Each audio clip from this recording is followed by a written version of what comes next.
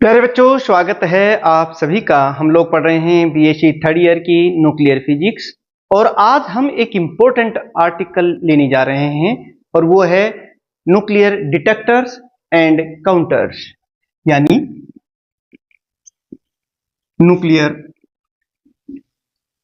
Detectors and counter.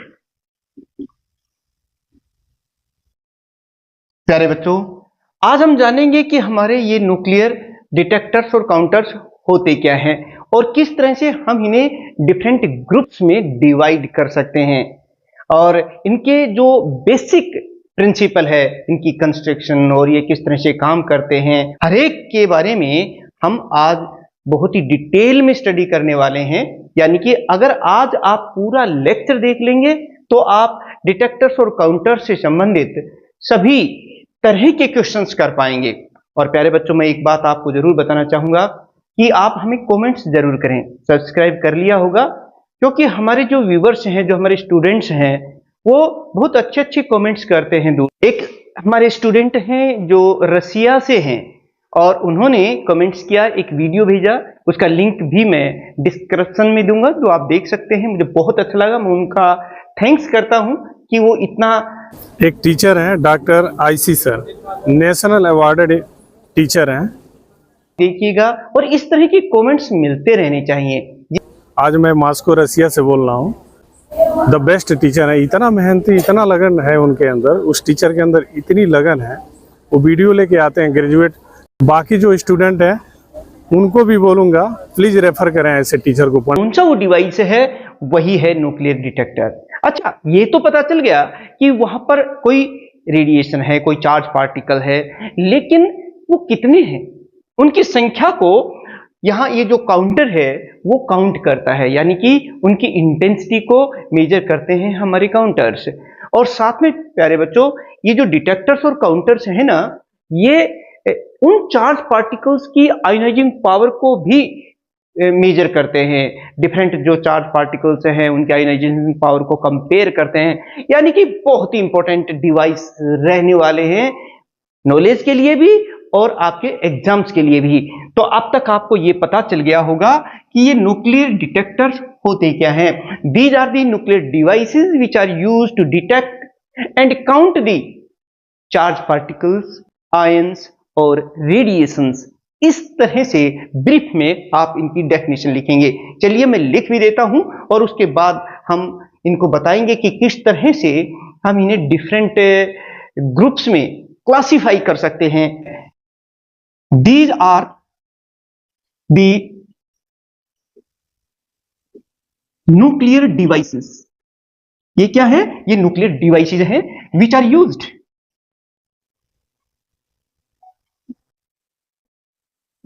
To detect count the charged particle, ions कह दीजिए, और radiations. They are also used to compare the ionizing power of the different ions, different charge particles। ये तो ही कि ये nuclear detector और counter होते क्या हैं।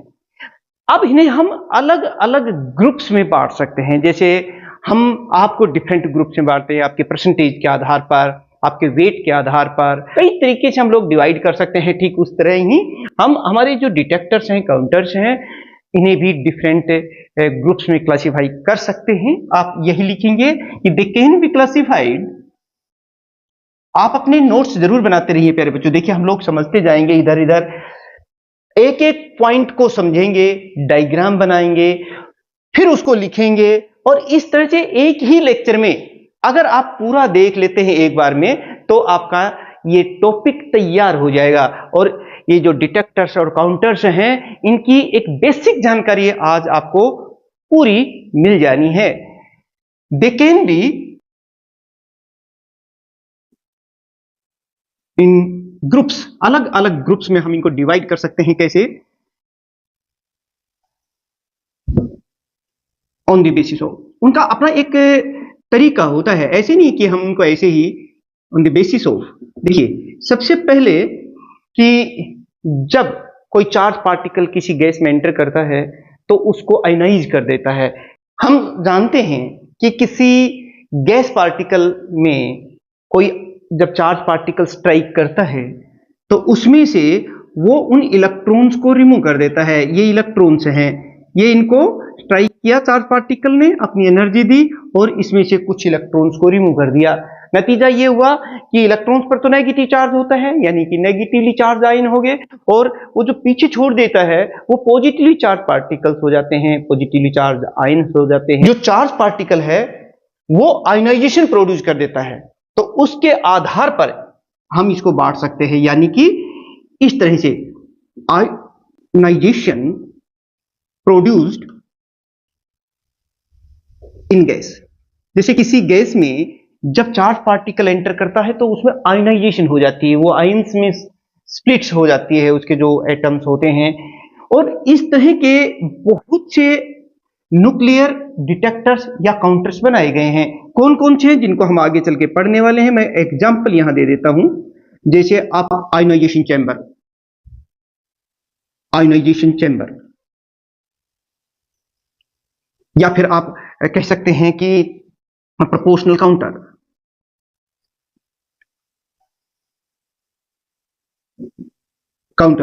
या फिर आप इसको जीएम काउंटर, जिसको गीगर मूलर काउंटर कहते हैं। इन सब के बारे में हम पढ़ने वाले हैं वन बाय वन करके। लेकिन फिलहाल मैंने आपको बता दिया है कि गैसेस में आयनाइजेशन प्रोड्यूस के आधार पर हम इनको अलग अलग ग्रुप में डिवाइड कर सकते हैं।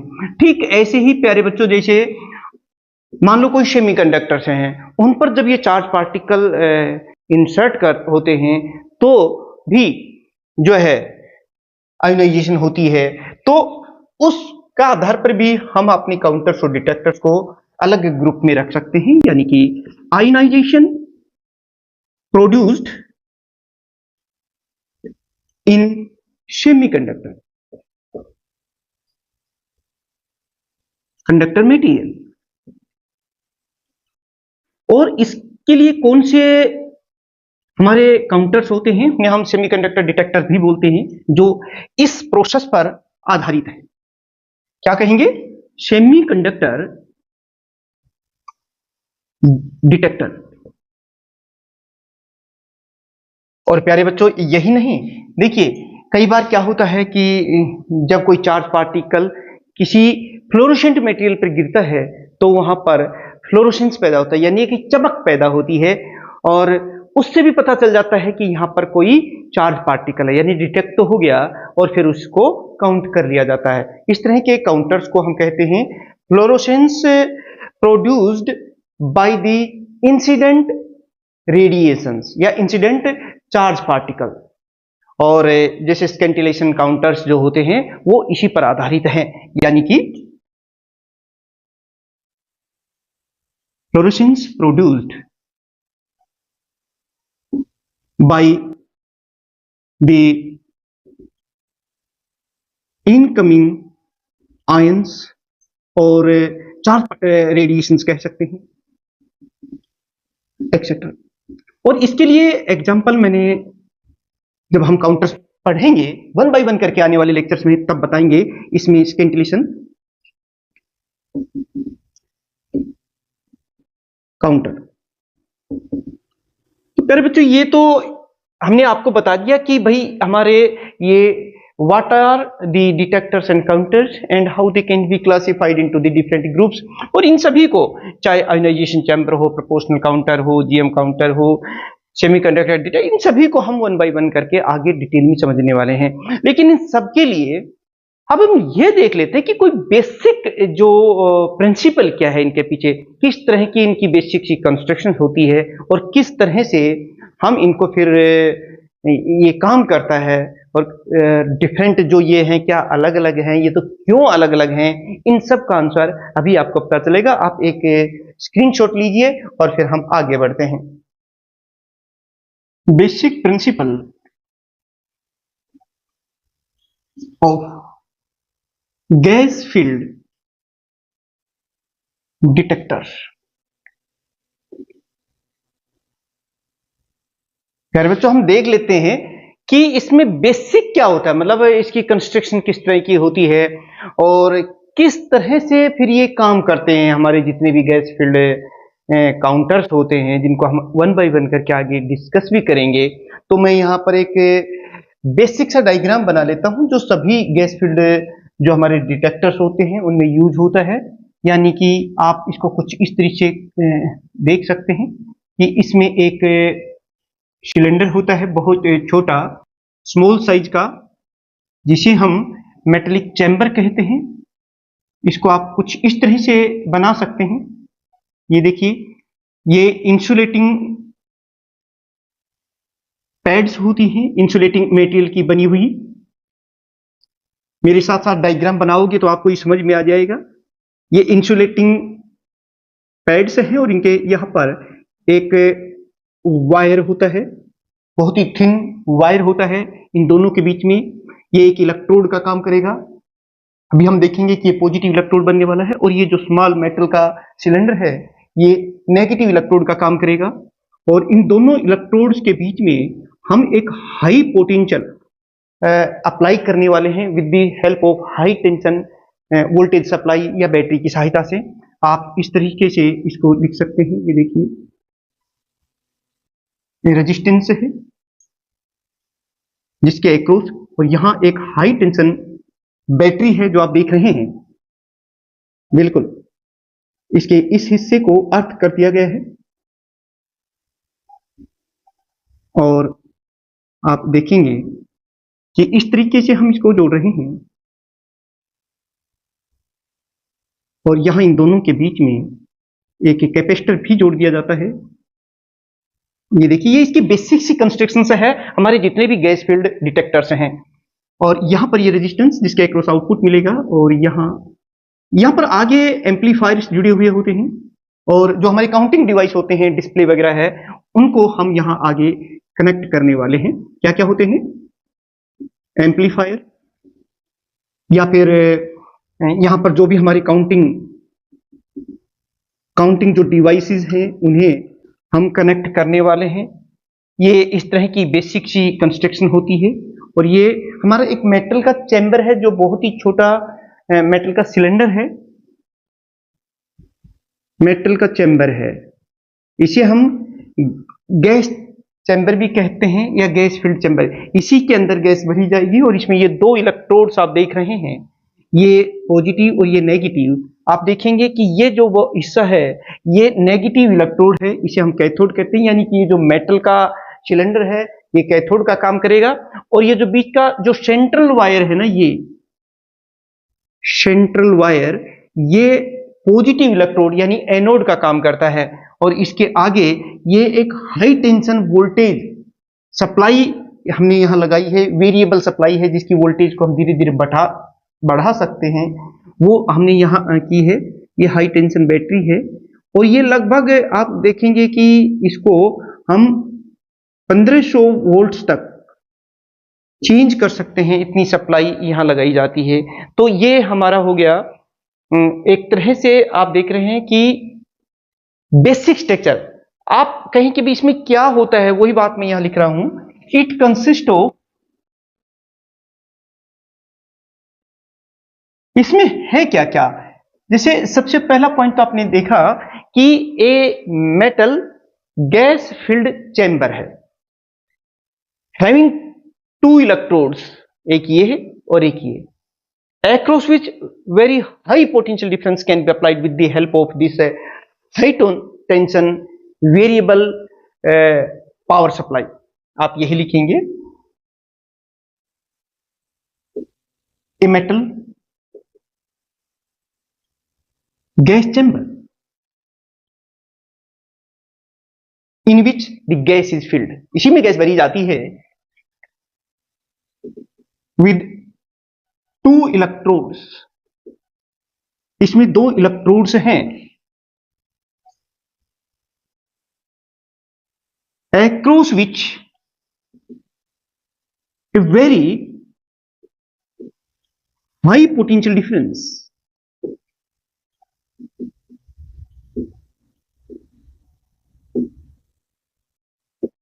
can be applied। मतलब इन दो इलेक्ट्रोड्स के बीच में काफी हाई वोल्टेज लगा सकते हैं। और उससे अब जैसे ही देखिए प्यारे बच्चों, इस गैस चैम्बर में गैस भरी हुई होती है, और जब इस डिटेक्टर को किसी ऐसी जगह लेके जाया जाता है जहां पर रेडिएशंस हैं, आयंस हैं या चार्ज पार्टिकल्स हैं, तो वो इसमें एंटर करेंगे और वो इस जो हमारे गैसेस हैं इसको आयनाइज कर देंगे। और उससे क्या होगा कि जो आयंस हैं वो अपने से अपोजिट इलेक्ट्रोड की तरफ अट्रैक्ट होंगे। कैसे? जैसे जो पॉजिटिव है वो नेगेटिव इलेक्ट्रोड्स की तरफ अट्रैक्ट होंगे और जो न्यूट्रल्स हैं वो पॉजिटिव इलेक्ट्रोड की तरफ अट्रैक्ट होते हैं। और इस तरीके से फिर वो एक करंट कंस्टिट्यूट करेंगे, करंट बनाएंगे। उस करंट को हम यहाँ मेजर करेंगे, या आप यूं कह सकते हैं वो करंट जो है एक पल्स हाइट के रूप में हमें यहाँ से ऑब्जर्व हो सकती है हमारे इस काउंटिंग डिवाइसेस से। अब हम यहाँ क्या करने वाले हैं कि एक ग्राफ खींचेंगे और उस ग्राफ में एक तरफ हम पल्स हाइट ले लेंगे और दूसरी तरफ हमारी जो अप्लाइड वोल्टेज है या जो पोटेंशियल डिफरेंस है वो ले लेंगे, और फिर देखेंगे कि किस टाइप के ग्राफ्स आते हैं। और उस ग्राफ्स के आधार पर आप देखेंगे डिफरेंट डिफरेंट जो हमारी वोल्टेजेस हैं उसमें उसकी नेचर अलग अलग है, और उसी अंदर अलग अलग रीजन्स में उस ग्राफ को डिवाइड कर दिया। और हमारे जो डिवाइसेस हैं, जो डिटेक्टर्स हैं, जो काउंटर्स हैं, वो उन्हीं पर जो डिफरेंट रीजन्स में काम करते हैं उन्हीं के आधार पर उनके नाम हैं। जैसे प्रोपोर्शनल काउंटर है या फिर जीएम काउंटर्स है। अभी देखेंगे, चलिए एक ग्राफ प्लॉट कर देते हैं जिससे हमें पता चल जाएगा, कुछ आइडिया हो जाएगा ना। द ग्राफ बिटवीन दी, अब प्यारे बच्चों देखिए, जब इसमें चार्ज पार्टिकल एंटर करते हैं, आयंस एंटर करते हैं इस मेटल चैम्बर में, तो वो उस गैस को आयनाइज कर देते हैं। और उसकी वजह से आपको मैंने बताया ना कि जो पॉजिटिव इलेक्ट्रोड्स होते हैं वो नेगेटिव की तरफ, और जो नेगेटिव इलेक्ट्रोड्स होते हैं वो पॉजिटिव इलेक्ट्रोड की तरफ अट्रैक्ट होते हैं, लाइक दिस, और एक करंट कंस्टिट्यूट करते हैं, या यूं कहिए कि एक पल्स हाइट शो करते हैं। तो हम एक पल्स हाइट यहां प्राप्त करेंगे उसके, और ये जो पोटेंशियल डिफरेंस अप्लाई कर रहे हैं दोनों इलेक्ट्रोड्स के अक्रॉस, उनके बीच में ग्राफ खींचते हैं। फिर देखिए वो ग्राफ कैसा आता है, उसमें डिफरेंट रीजन्स हमें मिलते हैं, उन रीजन्स को भी हम लिखेंगे, यानी कि ग्राफ बिटवीन दी पल्स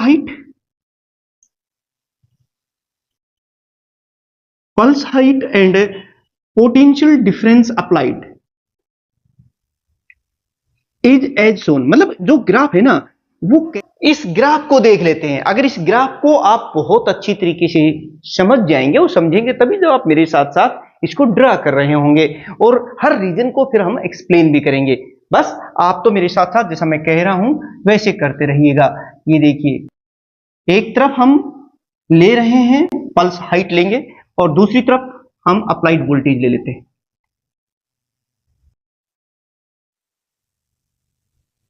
देखिए प्यारे बच्चों, इधर हम ले रहे हैं अप्लाइड वोल्टेज, कह दीजिए वोल्ट्स में, या फिर आप पोटेंशियल डिफरेंस कह सकते हैं। और इधर जो इस एक्सिस के अलोंग हम ले रहे हैं पल्स हाइट। ये देखिए, और जो ग्राफ हमारा कैसा आएगा वो देखिए, जैसे जैसे धीरे धीरे, मैंने कहा था ना ये हमारी वेरिएबल सोर्स है हाई वोल्टेज का, धीरे धीरे हम इसको बढ़ाएंगे और फिर पल्स हाइट को नोट करते जाएंगे जो करंट यहां बन रहा है उसको, और फिर उसके बीच में ये जो ग्राफ आता है ना वो कैसा आएगा वो हमें देखना है। अलग अलग रीजन्स आप देखेंगे यहां पर। देखिए, एक फर्स्ट रीजन ये है, ये 400 वोल्ट तक जब हम सप्लाई करते हैं, पोटेंशियल डिफरेंस अप्लाई करते हैं इन दो इलेक्ट्रोड्स के अक्रॉस, तो कैसा ग्राफ आएगा। और इस रीजन को हम रीजन 1 कहेंगे। इस रीजन को हम रिकम्बिनेशन रीजन कहते हैं। मैं लिख भी लेता हूं यहां पर, रिकम्बिनेशन रीजन कहेंगे। और क्यों कहेंगे उसके बारे में तो खैर मैं बाद में बताऊंगा, पहले ग्राफ अपना पूरा कर लेते हैं।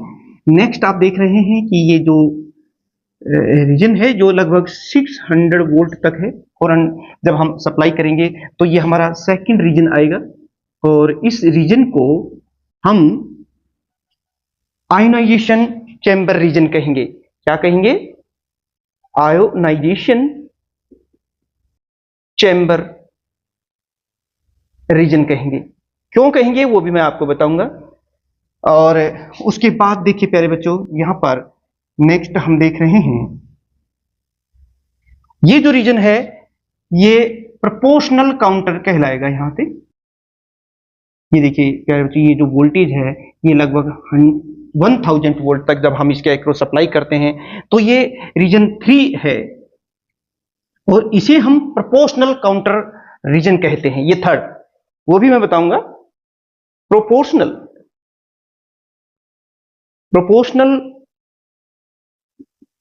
काउंटर रीजन है, मतलब इसमें जो हमारा काउंटर बनेगा वो जो इस रीजन में इतनी वोल्टेज पर काम करेगा उसे हम प्रोपोर्शनल काउंटर रीजन बोलेंगे। और ये जो फोर्थ आप देख रहे हो ये भी है तो प्रोपोर्शनल काउंटर ही, लेकिन यहां पर जो प्रोपोर्शनलिटी है वो लिमिटेड हो जाती है, इसलिए हम इस रीजन को कहते हैं लिमिटेड प्रोपोर्शनल रीजन। और प्यारे बच्चों इसके बाद आप देखेंगे यहां पर ये जो रीजन आप देख रहे हैं ये हमारा फिफ्थ रीजन है, जीएम काउंटर रीजन। और प्यारे बच्चों ये लास्ट जो है इसे हम कहेंगे जब इतनी 1200 वोल्ट से ज्यादा जब पोटेंशियल डिफरेंस हम अप्लाई कर देते हैं, कंटिन्यूअस डिस्चार्ज रीजन। और ये हमारा सिक्स्थ रीजन है। ये रीजन तो आपने बांट दिया, इसमें कहीं ग्राफ तो दिखाई नहीं दे रहा। चलिए अब हम उस ग्राफ को भी प्लॉट कर लेते हैं भाई किस टाइप के। ये तो अभी हमने potential difference wise different regions divide किए हैं। अब मैं इनको दो अलग अलग हम जो हमारे न्यूक्लियर रेडिएशन से हैं जल पे अल्फा पार्टिकल्स बीटा पार्टिकल्स, उन दोनों के लिए यहाँ ग्राफ दिखाएंगे हम। देखिए ये कुछ इस तरह का ग्राफ आता है, ये बीटा पार्टिकल का ग्राफ इस रीजन में ऐसा आता है और ये अल्फा पार्टिकल का थोड़ा ज्यादा होता है, ये अल्फा पार्टिकल। इस रीजन को हम रिकम्बिनेशन रीजन कहते हैं। क्यों कहेंगे अभी मैं इसके बारे में बात करूंगा, क्योंकि इसमें जो जैसे ही चार्ज पार्टिकल एंटर करते हैं तो वो जो गैस है वो आयंस में स्प्लिट हो जाती है, लेकिन क्योंकि पोटेंशियल डिफरेंस यहाँ बहुत ही कम है यानी कि 400 वोल्ट ही है, तो ये उनको ज्यादा देर तक दूर रख नहीं सकता। जैसे पॉजिटिव और नेगेटिव आयन बन तो गए लेकिन इनको पोटेंशियल डिफरेंस बहुत कम है, ये इनको ज्यादा देर तक दूर नहीं रख सकता। नतीजा क्या होता है, ये फिर से कंबाइन हो जाते हैं और इस तरह से ये फिर से एक न्यूट्रल पार्टिकल बना लेते हैं। और इसीलिए क्योंकि वो रिकंबाइन हो जाते हैं लो पोटेंशियल डिफरेंस की वजह से जो इन दो इलेक्ट्रोड्स के अक्रॉस लगाया गया है, इसीलिए हम इस रीजन को क्या कहते हैं, रिकम्बिनेशन रीजन कहते हैं। बस कोई एक आध कोई आयंस जो है वो इन इलेक्ट्रोड्स पर पहुंच पाता है और थोड़ा बहुत करंट जो है वो शो करता है और पल्साइट हमें इस टाइप से मिलती हैं। उसके बाद देखिए ये आयोनाइजेशन जो रीजन है ना, उसमें कुछ कर्व हमें इस टाइप के मिलते हैं प्यारे बच्चों। इसमें आप देख रहे हैं कि जो पल्स हाइट है वो हमारे पोटेंशियल डिफरेंस के ऊपर डिपेंड ही नहीं कर रही। बिल्कुल देखिए पोटेंशियल डिफरेंस बढ़ाते जा रहे हैं, 400 से हमने 400 to 600 कर दिया है, लेकिन पल्स हाइट नहीं बढ़ी। यहां पर पल्स हाइट जो है वो इंडिपेंडेंट होती है हमारी अप्लाइड वोल्टेज के। तो वो ग्राफ कुछ ऐसा आता है, क्यों आता है उसके बारे में भी हम डिटेल में समझाने वाले हैं। इस रीजन के अंदर जैसे ही 600 वोल्ट से ज्यादा पोटेंशियल डिफरेंस इन दो इलेक्ट्रोड्स के अक्रॉस हम इस वेरिएबल सोर्स वोल्टेज जो है उससे अप्लाई करते हैं तो ये ग्राफ कुछ इस टाइप का आता है प्यारे बच्चे। ये देखिए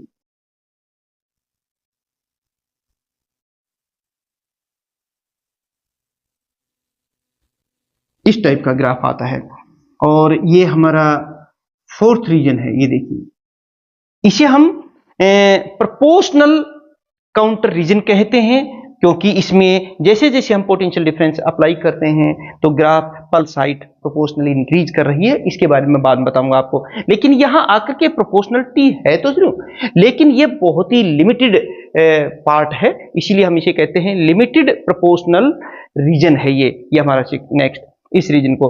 और उसके बाद तो ये जो ग्राफ है वो कुछ इस टाइप का आता है प्यारे बच्चों, और इसे हम जीएम काउंटर रीजन कहते हैं। और उसके आगे पोटेंशियल डिफरेंस क्योंकि बहुत हाई हो जाता है तो यहां पर कंटिन्यूअस डिस्चार्ज रीजन होता है। ये हमारा 6th पार है, इसे क्या कहते हैं? Continuous discharge region. और प्यारे बच्चों, वन बाय वन करके इन प्रत्येक रीजन को थोड़ा सा एक्सप्लेन कर देते हैं, क्योंकि पेपर में ये तो होगी इसकी बेसिक कंस्ट्रक्शन। किसी भी काउंटर की, जो हमारे गैस फील्ड काउंटर्स हैं उनमें लगभग आप देखेंगे ऐसी ही कंस्ट्रक्शन होती है। और ये ग्राफ आ रहा है जिसमें अलग अलग रीजन में हमारे अलग अलग जो काउंटर्स हैं, डिटेक्टर्स हैं, वो काम करते हैं। चलिए वन बाय वन करके हम इस रीजन को एक्सप्लेन करते हैं। सबसे पहले मैं रीजन 1 की बात कर लेता हूं। रीजन 1, ये जो रीजन आपको दिखाई दे रहा है इसे हम रिकम्बिनेशन रीजन बोलते हैं। It is called recombination region. क्यों? Because when the charge particle enter in this gas chamber, then it ionize the gas molecules, gas atoms, and the ions produce, pair of ions produce, but these pairs can recombine due to low potential difference applied, क्योंकि वो उनको दूर रखने में सक्षम नहीं है, इसलिए वो फिर से मिल जाते हैं। only few ions reach up to the respective electrodes and so small pulse height observed here। यानी कि आप इसको इस तरह से लिखेंगे, it is called recombination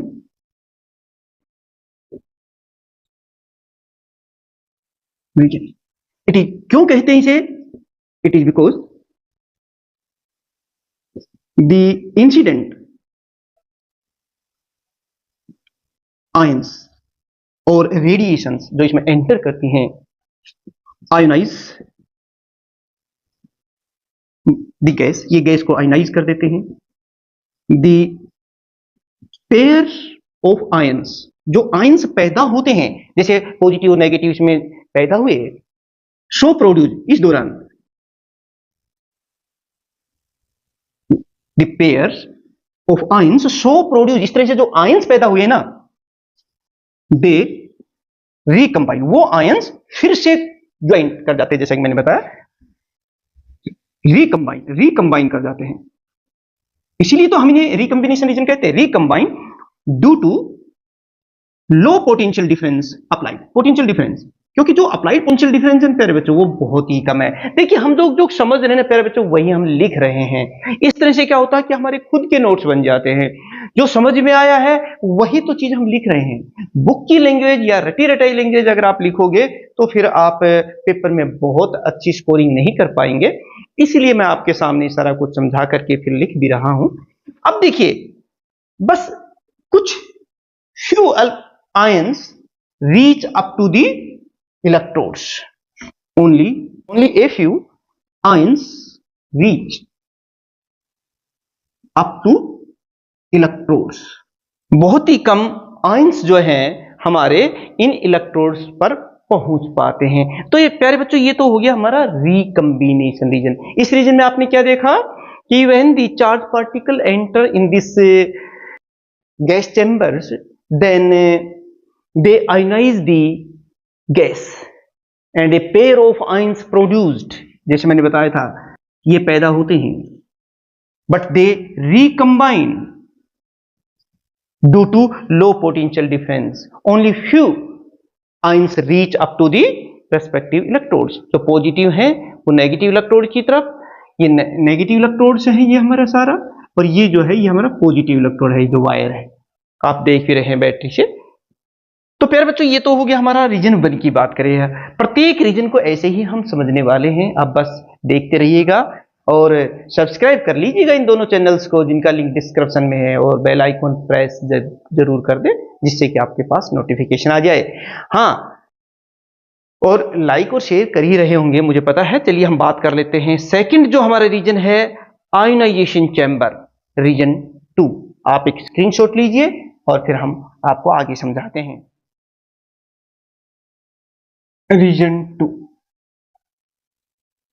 प्यारे बच्चों देखिए, अब हम इस रीजन की बात करते हैं जहां पोटेंशियल डिफरेंस 400 टू 600 वोल्ट है और आप देख रहे हैं कि पल्स हाइट बढ़ ही नहीं रही है, ऑलमोस्ट कांस्टेंट है। इस रीजन को हम क्या कहते हैं? Ionisation chamber region. क्यों कहते हैं? उसका एक कारण है कि यहां पर pulse height is almost independent of the applied potential difference. It is because जो आयंस पैदा होते हैं ना यहां पे, वो डायरेक्टली जो है रेस्पेक्टिव इलेक्ट्रोड पर पहुंच जाते हैं और अप्लाइड वोल्टेज से उसका कोई लेना देना नहीं होता। इसीलिए इस रीजन को हम आयनाइजेशन चैम्बर रीजन कहते हैं। यहां जो आयंस बने हैं बस उन्हीं का बोलबाला होता है और वो अपने अपने इलेक्ट्रोड पर अपने आप सीधे पहुंच जाते हैं और अप्लाइड जो पोटेंशियल डिफरेंस है उसका इस पल्स हाइट पर कोई फर्क नहीं पड़ता, यानी ये इस पर इंडिपेंडेंट है। मैं वही बात यहां पर लिख रहा हूं। आप क्या लिखेंगे मैं एक बार बता भी देता हूं आपको कि इन this region is called ionization chamber region.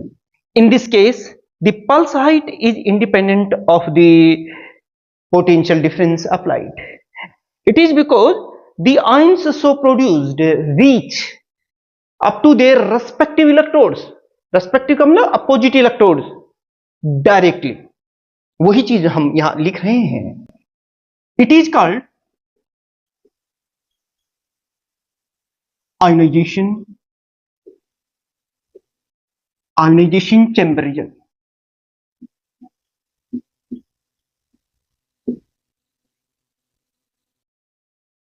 In it, pulse height is independent of potential difference applied. जो हमने because the ions produced reach up to the electrode directly. Ion तो पैदा हो रहे हैं लेकिन वो अपने अपने जो इलेक्ट्रोड्स हैं उनकी तरफ सीधे पहुंच रहे हैं। It is because the ions reach up to electrodes directly, सीधे पहुंच रहे हैं। तो ये हुई प्यारे बच्चों आयनाइजेशन चैम्बर रीजन। अब हम रीजन 3 की बात कर लेते हैं, प्रोपोर्शनल काउंटर रीजन। रीजन 3 की बात करते हैं प्यारे बच्चों। यहां पर ये जो थर्ड रीजन है ना, इसे हम प्रोपोर्शनल काउंटर रीजन कहते हैं। पहले समझिए, क्योंकि इसमें ये जो पल्स हाइट है it is directly proportional to the energy of incident charge particles. जैसे ही जो चार्ज पार्टिकल इसमें एंटर करते हैं तो वो इस गैस को आयनाइज कर देते हैं। तो ये जो पल्स हाइट है ना, it is directly proportional to the energy of primary ionising particle. ये प्राइमरी आयोनाइजिंग पार्टिकल्स वो होते हैं जो इस गैस चैम्बर में एंटर करते हैं और इसके अंदर जो गैस होती है उसे आयोनाइज कर देते हैं, तो उसकी एनर्जी के प्रोपोर्शनल। तो इसीलिए हम इसे प्रोपोर्शनल काउंटर रीजन कहते हैं। उसके बाद क्या होता है कि देखिए ये आयंस तो बन गए, जैसे कोई आयंस ने एंटर किया और इसमें इससे टकराया। जैसे ही वो आयंस इससे टकराया तो इसको इन्होंने आयंस पेयर्स बना दिए, ऐसे पॉजिटिव और नेगेटिव। इस आयोनाइजेशन को हम प्राइमरी आयोनाइजेशन कहते हैं। समझ में आ रही है ना मेरी बात? कि जैसे ही कोई आयन या चार्ज पार्टिकल इस मेटल चैम्बर में एंटर करता है तो वो उसके अंदर गैस को आयोनाइज कर देता है। और ये जो हमारी पल्स हाइट है it is directly proportional to the energy of primary ionising particles. उसके बाद क्या होता है कि ये आयंस फिर हाई पोटेंशियल डिफरेंस की वजह से एनर्जी गेन करते हैं अपने अपोजिट इलेक्ट्रोड्स की तरफ जाने के लिए, वो उधर जाते हैं। लेकिन इस बीच वहां दूसरे पार्टिकल्स होते हैं, ये उनसे जा टकराते हैं, जो गैस के जो पार्टिकल्स हैं ये उनसे टकराते हैं और वहां से फिर से हमें आयंस के पेयर्स मिलते हैं ऐसे। और ये जो आयंस के पेयर हैं ये इस हाई पोटेंशियल डिफरेंस की वजह से तेजी से इलेक्ट्रोड्स की तरफ जाते हैं और इस तरह से ये प्रोपोर्शनली इंक्रीज होते रहते हैं, ये चीज बढ़ती चली जाती है। यही कहानी है यहाँ पर। दो बातें हमने यहाँ नोट की कि जो पल्स हाइट है that is directly proportional to the energy of the incident ionising primary particle जो शुरू में करते हैं, क्योंकि ये जो बाद में आयंस पैदा होते हैं ना ये तो सेकेंडरी आयंस होते हैं। खैर इन्हीं के बारे में अब हम लिखने वाले हैं, हम लिखेंगे ना तब हमारी बात समझ में आएगी। सबसे पहला पॉइंट रीजन 3 के बारे में किस तरह से लिखेंगे, it is called proportional counter region. Proportional counter region, ये बात समझ में आई। दूसरा पॉइंट कि in it the pulse height is directly proportional to the energy of primary ionising particle. इस रीजन की मैं बात कर रहा हूं। In it the pulse height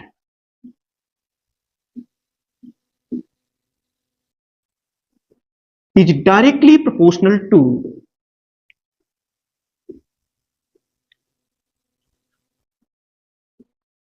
the energy of primary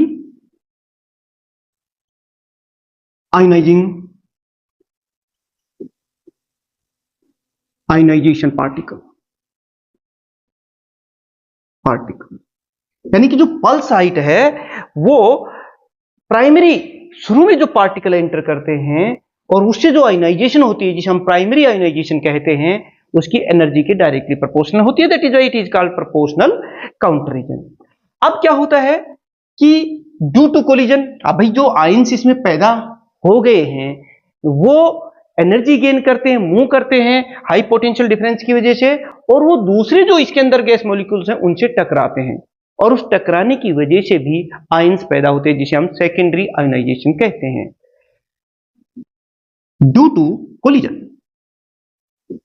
collision the ion pairs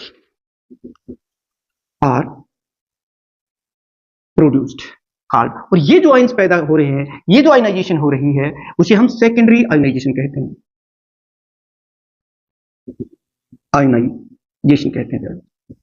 These ions again gain energy due to the high potential difference applied.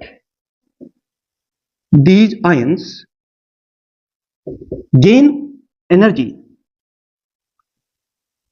due to high potential difference applied.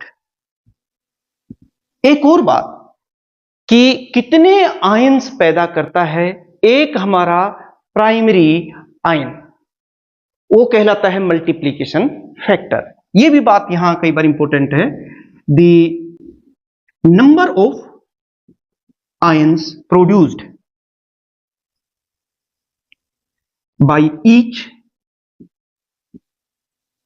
primary ion is called multiplication factor।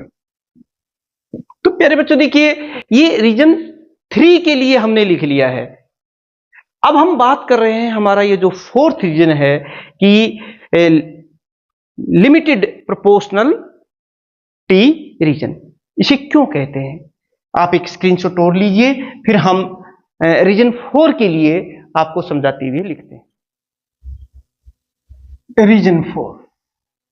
अब प्यारे बच्चों हम इस region की बात करते हैं, limited proportionality reason कहलाता है। क्यों कहलाता है, उसका कारण यह है कि यहां इस रीजन में हमने देखा था कि हमारी जो पल्स हाइट है वो प्राइमरी आयोनाइजेशन जो पार्टिकल्स हैं उनके एनर्जी के प्रोपोर्शनल होते हैं, लेकिन ये यहां पर ये ज्यादा देर तक प्रोपोर्शनल रह नहीं पाते हैं, इसीलिए हम लिमिटेड प्रोपोर्शनलिटी रीजन कहते हैं। यानी कि इस रीजन को क्या कहते हैं हम, it is called limited proportional reason,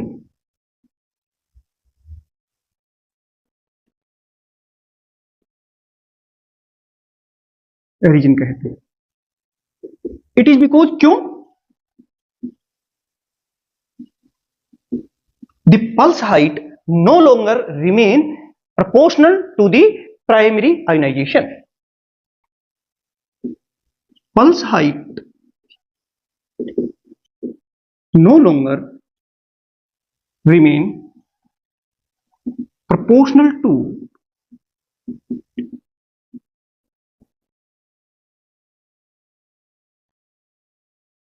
primary ionization.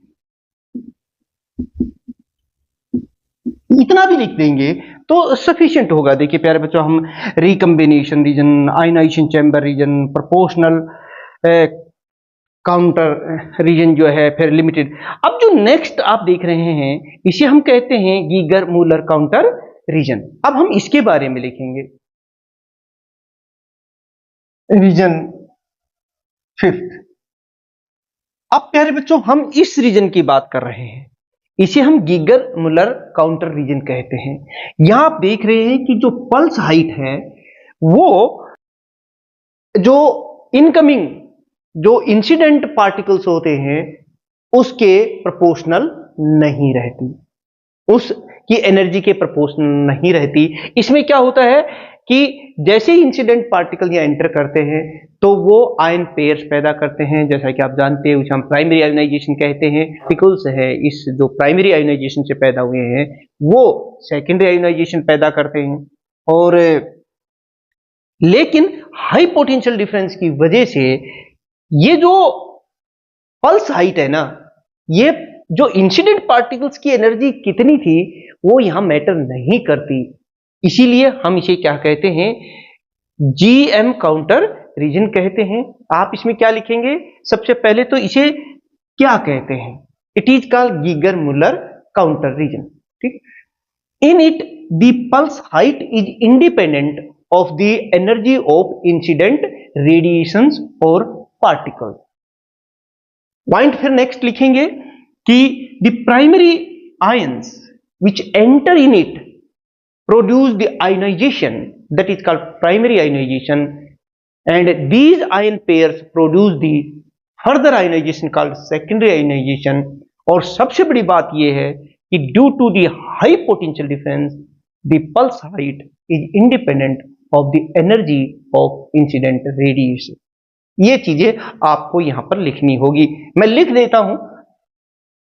आप क्या लिखेंगे, इट इज कॉल्ड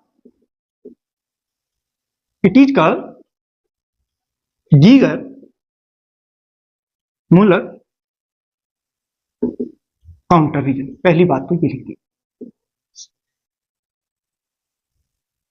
इसमें हो क्या रहा है, इन it the pulse height is independent of energy of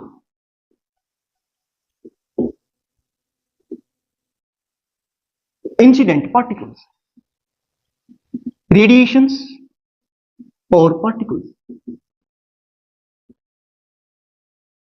The incident particles produce the primary ionization। Incident ions produce primary ionization,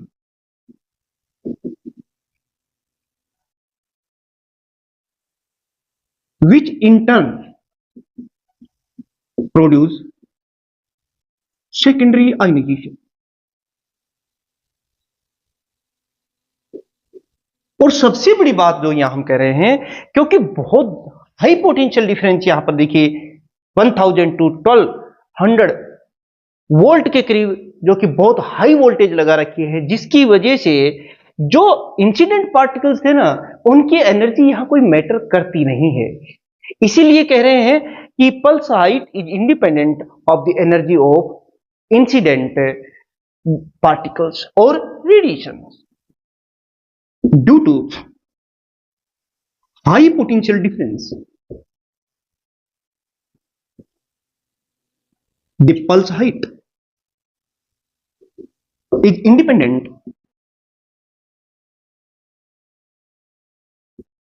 of energy of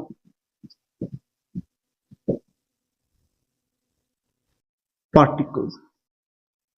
तो अब प्यारे बच्चों एक नेक्स्ट रीजन भी आप देख रहे हैं, ये हमारा रीजन है। आप कहोगे सर इससे ज्यादा वोल्टेज अगर हम इन दोनों इलेक्ट्रोड्स के अक्रॉस लगा दें तो क्या होगा? फिर कुछ नहीं होगा प्यारे बच्चों, क्योंकि जो गैस होती है वो लगभग सारी आयोनाइज हो चुकी होती है। अब तो सीधा कंटिन्यूअस डिस्चार्ज शुरू हो जाता है अबाउट दिस वोल्ट, और इसीलिए हम इसे कंटिन्यूअस डिस्चार्ज रीजन कहते हैं। ये रीजन हमारा reason 6। When the potential difference becomes very large, then there occurs the continuous discharge in the tube और in this metal जो चैम्बर है उसमें। In it आप यही लिख देंगे, there occur continuous discharge due to high potential difference। तो प्यारे बच्चों देखिए, आज हमने basic principle of the gas field detectors बता दिए हैं। आने वाले लेक्चर्स में हम बात करेंगे इन्हीं गैस फील्ड डिटेक्टर्स की जो आपके सिलेबस में है, जैसे प्रोपोर्शनल काउंटर है, जैसे जीएम काउंटर है। इन सबको वन बाय वन करके उनकी कंस्ट्रक्शन और वो कैसे काम करते हैं, उनकी क्या थ्योरी है, वो हम समझाएंगे। आज हमने आपका कुछ बेसिक या यूं कहिए कि एक आधार बना दिया है इसके बारे में, और इसके ऊपर भी एक क्वेश्चन पूछा जा सकता है कि discuss the gas field detectors. तो फिर आप ये उसकी थोड़ी बेसिक जानकारी देंगे कंस्ट्रक्शन की, और फिर ये जो रीजन, ये जो ग्राफ है ना, बहुत इंपॉर्टेंट है, इसको आप जरूर समझ लीजिएगा कैसे कैसे है, क्या है इसमें। प्रत्येक रीजन हमने आपको यहाँ बताया है, इसमें कोई बहुत ज्यादा होता नहीं है कंस्ट्रक्शन। आप देखेंगे तो यहाँ एक मेटल चैम्बर है जिसमें 2 इलेक्ट्रोड्स हैं और उनके अक्रॉस बहुत variable high potential difference apply किया गया है with the help of this voltage supply, और फिर धीरे धीरे वोल्टेज सप्लाई को बढ़ाया गया, और जो पल्स हाइट है उसको हमने नोट किया और एक ग्राफ खींच दिया, और ग्राफ कुछ ऐसा आया, आप देख रहे हैं। एक रीजन हमारा रिकम्बिनेशन रीजन है।